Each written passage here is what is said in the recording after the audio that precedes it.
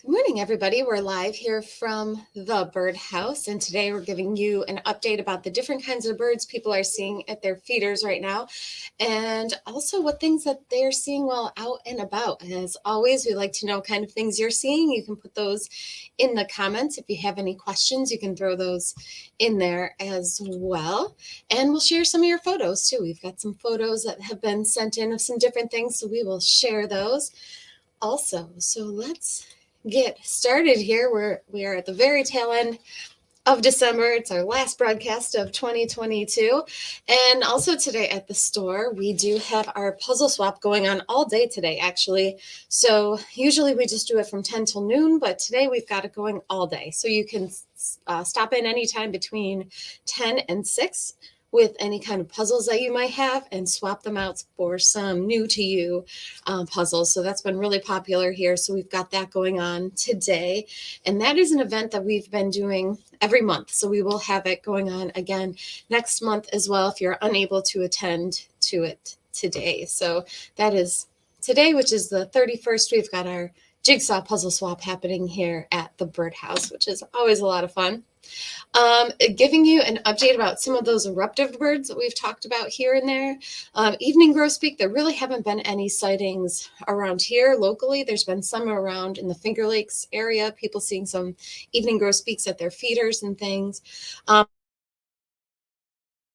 Here and there have been seen. So around the Webster Park area still, people are here and there seeing the pine grosbeak. So if you haven't been able to catch a glimpse of it, you still have a chance. So pine grosbeak have been seen around here still, which is great. As far as attracting these grosbeaks to your backyard, which is a possibility, anything with big perches with a lot of perching room is ideal. So a feeder like this, which is called a hopper feeder, that has a lot of room for the birds to land on, is clutch because the grosbeaks are fairly large. Think of the rose-breasted grosbeaks that you get in the spring coming to your feeder. The evening grosbeaks are going to be about that size. So anything you have that is good for that is allowing cardinals to perch on it, or those rose-breasted grosbeaks in the spring will be ideal for evening grosbeaks as well. And they like the black oil sunflower seed. They like striped sunflower. Safflower seed is good for them.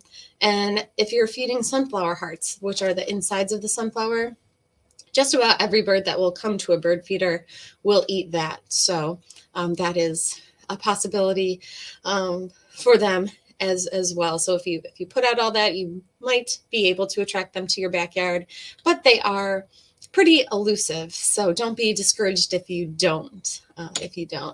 But common redpoll, some people are seeing common redpolls. They will also come to bird feeders. They'll come to backyards too. If you've got pine trees, you might see them hopping around in pine trees, getting the seeds out of little pine cones. But common redpolls do eat Niger seeds. So if you've got your Niger feeder, make sure you keep that full. Not only could you possibly get the common redpoll, which is right here with that little kind of raspberry dot on the top of its head, but pine siskin, people are starting to see some pine siskins. So not in huge numbers, but they will come to Niger feeders as well. They look like a more striped goldfinch. They almost look like a mix between a goldfinch and a housefinch is kind of my interpretation of them. They're kind of yellowish in color. They've got yellow on their wings, and they do have quite a few stripes. You know, they're pretty striped, and they've got a very sharp bill. If you look at its beak here, you can see it's pretty sharp. It comes to a really sharp point, as opposed to the goldfinch. So here's the goldfinch in its winter plumage, which is what they are in right now. They're kind of more of an olive type of color. They don't have those stripes on them like the pine siskin does. So here's the pine siskin again, and then the goldfinch, and that's how they look right now. And they are in their winter plumage until we get into the spring. So they are here all winter, coming to feeders. So that is your goldfinch. And then here's your housefinch. So it's almost like the pine siskin's a mix between that female housefinch and the goldfinch. The housefinches definitely are coming to feeders too. They love safflower seed, black oil sunflower. You might see them coming to your Niger feeder as well. The males are have that reddish coloration with stripes, and then the females are just brown of, brown and white striped. So there's house finches. There's also what are called purple finches, and purple finches are a little bit bigger. The female is quite a bit bigger, and her stripes are kind of more. They're brighter, I guess I should say, and the males are more of a raspberry kind of purplish color. So they're more common in the wintertime. So you might just be lucky enough to get those at your feeder as well. So these are purple finches, another feeder bird that will come to, especially black oil sunflower. They like the safflower seed, but you might see them at your Niger feeder as well.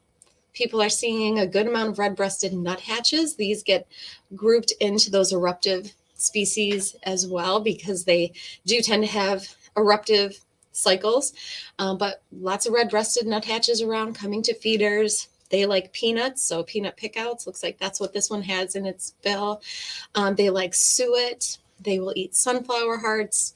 So keep an eye out for the red-breasted nuthatches. Here's a picture of a red-breasted nuthatch that was sent in by Mark. That was by his feeders. And then there's, of course, white-breasted nuthatches. I was hearing some of those out this morning as I was making my way into the store. They'll eat the same kind of things as the red-breasted nuthatches will. So, sunflower seed, the peanuts, sunflower hearts, suet. If you have some kind of mix of those in your backyard, that's your best bet to get these nuthatches. So fun bird to see because they do kind of cling to all different angles when they are feeding, when they're on the feeders.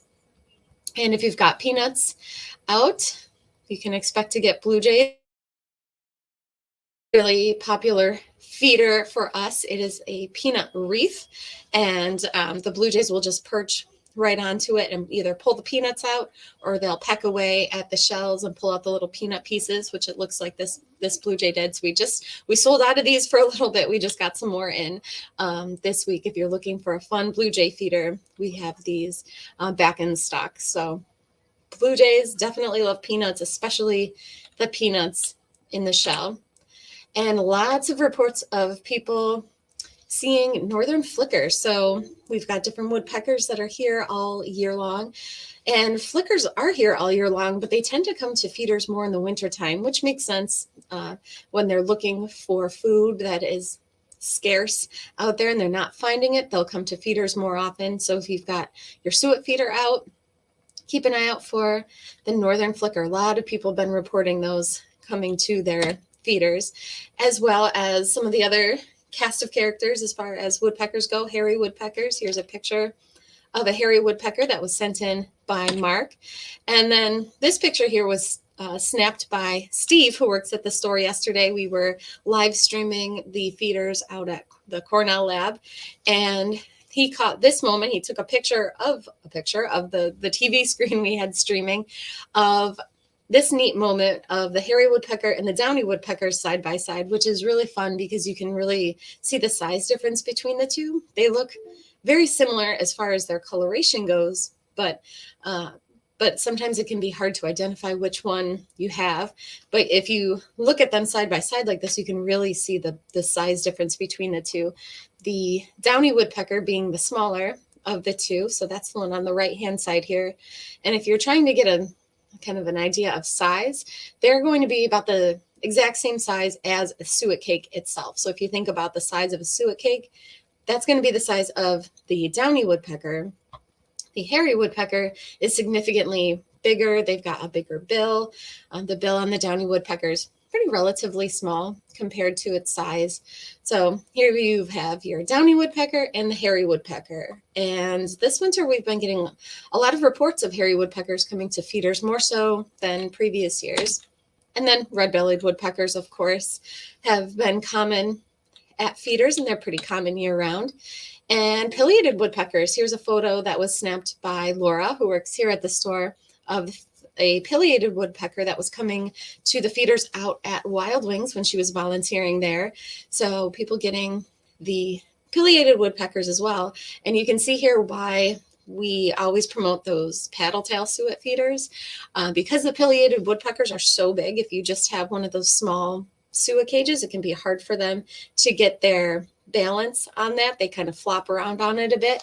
But when you have one of these paddle tail suet feeders, you can kind of see it there that the woodpecker is using that projection at the bottom to balance its tail on so it can balance itself so he's not flopping all over the place. So pileated woodpeckers, if you're lucky enough to get them, they love these paddle tail suet feeders. So there's a pileated woodpecker. And she also snapped a photo here of a bluebird coming to the heated bird bath. So haven't gotten a ton of reports about bluebirds yet coming to people's feeders this winter or being at heated bird baths, but here's one right here over at Wild Wings in Mendon Ponds Park. So nice little photo there of a bluebird. Carolina wrens are around here and there coming to feeders, also singing. They're quite vocal. You might see them coming to your suet feeder or your sunflower heart feeder. So keep an eye out for Carolina wrens. And if you're out, birding, if you're out hiking and you see a little wren, it could also be what's called a winter wren. You're not really going to see them coming to your feeders like a Carolina wren here, but there are little wrens that we've got in the area right now called winter wrens. So small little bird here, but they've got that same kind of posture like the Carolina wren does, that typical wren posture where their tail sticks up in the air. So keep an eye out for them too if you are out hiking. Lots of reports of tufted titmice coming to feeders. They'll form mixed flocks with chickadees and nuthatches. And if you hear a lot of ruckus, they tend to kind of group up. And if there's a bird of prey around, they make all kinds of noise. But tufted titmice, lots of them are around, as well as dark-eyed juncos. Tree sparrows, too, coming to people's feeders and cleaning up underneath at the bottom of the feeders. So keep an eye out for tree sparrows, a bird that is going to be common here in the winter, but not so much in the spring. And then there are birds of prey. We'll wrap it up with some different birds of prey here that people are seeing. The first being the set of photos of a merlin. And I saw a couple merlins a couple weeks ago while hiking. So this is a neat set of photos here that was sent in by Mark. And he snapped these at Kings Bend Park. He said, saw this merlin fly to the top of a pole. It was so small, and I was watching it move around a bit. With patience, it took off and was very rewarding. I looked on Merlin map, and it shows it's migrating through to its winter grounds. So here's the set of photos sent in by Mark of a merlin. It's a really neat little bird of prey. It's almost like a miniature peregrine falcon. If you see something that it's a very, very small bird of prey, but it's it's too small to be a peregrine falcon, too small to be any kind of Cooper's hawk. It's probably going to be a merlin. They kind of have that distinctive silhouette with those sharp kind of angled wings. So here's a nice set of photos sent in by Mark of a merlin. And he sent in these photos earlier in the month as well of short-eared owl. We're getting into the time of the year where short-eared owls are going to be out flying over fields as they're hunting throughout the night, but you can see them at dawn and dusk hunting over fields. And sometimes they get into kind of little squabbles in between the two and, in between each other. So here's two right here that are kind of going after each other. These were sent in again by Mark, who said, saw 4 short-eared owls. Fascinating to watch them interact and hunt. First time seeing them. And here's one perched. And so they do like an open kind of habitat. So if you're at a place that has bluebirds or has any kind of, open grassland where you see any kind of grassland birds, that is a good habitat for short-eared owls. And they also interact sometimes with what are called northern harrier. So here's a northern harrier. So if you are out during the day and you're birding and you see northern harrier, that is a good spot to look later in the evening for short-eared owl because they do like that same kind of habitat. So here's a northern harrier. Again, some more photos sent in by Mark. This is the female. So the males and females of the harriers do look different. So the females are going to be brown in color and the males are this grayish color like this. But they like to hunt over marshes, open fields. So they're here all winter long as well. I love these photos that were sent in of screech owls. People have been reporting screech owls calling. We've gotten reports of people seeing great horned owls here and there when they're out hiking. But you might just happen upon screech owls in your backyard. You can put out nest boxes for them. They are cavity nesters, so they will nest inside cavities. So we do have screech owl boxes if you're trying to attract them to your backyard. Here's a couple different photos of screech owls here that have been sent in. So people are seeing those here and there. They tend to hear them first and then see them. And then, of course, Cooper's hawks, sharp-shinned hawks. We've been getting lots of reports of those coming to backyards and investigating feeders, or hanging out by bird feeders trying to get some kind of a snack because they do feed on birds. So don't be surprised if you happen upon them in your backyard this season. So here's a picture of a Cooper's hawk here, which is going to be the more common of the two that you'll find in your backyard. But sharp-shinned hawks are quite a bit smaller. People are also reporting seeing red-tailed hawks in their backyard going after squirrels and things. So you never know what kind of bird of prey you might happen upon, even in your backyard. So that's everything I have to share with you guys today. It looks like several of you guys have comments here. Randy's on. He says, good morning. Duster's on and says, good morning also. Good morning, everybody. Randy also says 2 male red-breasted nuthatches here for 2 days. So Randy's been seeing those male or the red-breasted nuthatches in the area as well, which is very fun. Duster says she likes blue jays. Yeah, blue jays they definitely have a big personality. So some people really like that, and some people are a little indifferent to it. And Duster says I have a few hawks here and there. So she's been seeing some hawk action too. And crows. Yeah, lots of crows around. Crows is their, if you're anywhere in the city of Rochester, you might see the crows in the morning. They fly to their feeding grounds, and then in the evening, they fly to where they roost. So in the evening, there's this huge crow flight. And maybe if you're home from work, you might see it when you're driving home. As it starts getting dark, they start going to their roosting grounds for the evening. So it's always pretty neat to see. Lynn is on. She says, good morning. We've had nuthatches, 1 flicker, a pileated woodpecker, hairy woodpeckers, finches, titmice, and barred owl that has been very vocal every night. Ooh, Happy New Year. That's pretty cool, the barred owl. So showing pictures of screech owls. But yeah, barred owls right now is when a lot of the birds of prey, large birds of prey, I should say, start looking for a mate. So they start nesting super early, like great horned owls will be sitting on nests come January, which is kind of crazy, but they start the process very, very early in the season. So it's not surprising that you might be hearing some very vocal large birds of prey like a barred owl. Very cool. Duster says, amazing. I do have owls. She says, they chase my cat. Uh-oh, be careful there. Oh, the blue jays chase her cat. Oh, okay. There you go. Yeah, you don't want the owls chasing your cat. Bonnie is on, and she says, I'm seeing flickers and downy woodpeckers and a red-bellied, along with plenty of chickadees, nuthatches, and titmice. So Bonnie's getting a good diversity of birds at her feeder also. So it looks like that's everybody's comments and questions. If you're in the area, stop by today for our jigsaw puzzle swap, which is always a fun event. We've got that going on today. We are planning our calendar for next year. We'll have snowy owls from Wild Wings coming in a couple of weeks. We'll announce that soon.